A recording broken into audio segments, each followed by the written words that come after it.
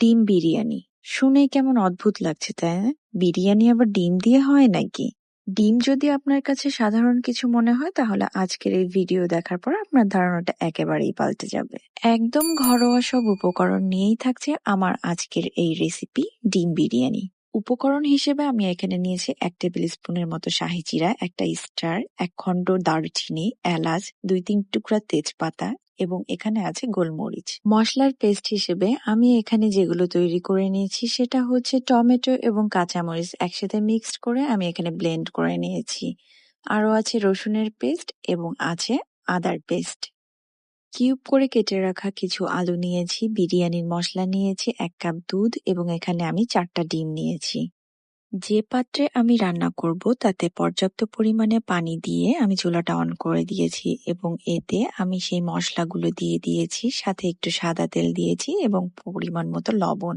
পানিটা যখন ফুটতে শুরু করবে তখন আমি চালগুলো দিব এবং এতে ভিনিগার অ্যাড করব, আর 80% পর্যন্ত আমি এই চালটাকে কিন্তু সেদ্ধ করে নিব।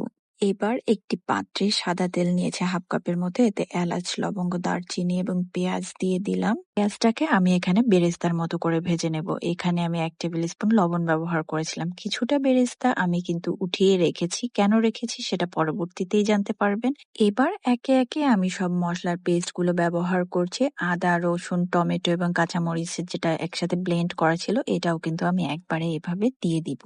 এবার আমি এক এক করে গুঁড়া মশলাগুলো ব্যবহার করছি। 2 চামচ হলুদ, 2 চামচ মরিচের গুঁড়া, জিরার গুঁড়া এবং ধনিয়ার গুঁড়া সামান্য দিয়ে আমি এটাকে কিন্তু নাড়াচাড়া করে নিচ্ছি। পরিমাণ মতো লবণ এবং পানি দেওয়ার পরে আমি এখানে বিরিয়ানির মশলা যোগ করেছি 1 টেবিল চামচের মতো। দেন মশলা থেকে যখন তেলটা উপরে উঠে আসবে আমি 1 কাপ দুধের অর্ধেকটা এখানে দিয়ে দিব। চাইলে আপনারা টক দইও দিতে পারেন।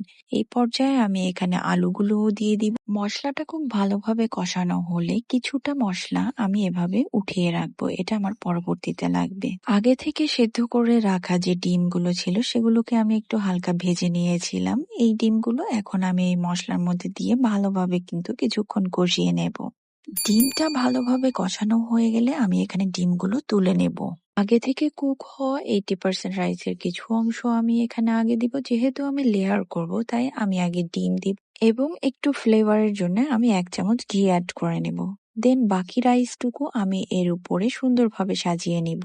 অবশিষ্ট যে দুধটুকু বেঁচে গিয়েছিল সেটা আমি এই রাইসের উপর দিয়ে দিব। কিছুটা বিরিয়ানির মশলা আমি এখানে ছড়িয়ে দেব, আর আগে থেকে তুলে রাখা যে গ্রেভিটা ছিল সেটাও আমি এর উপরে দিয়ে দেব।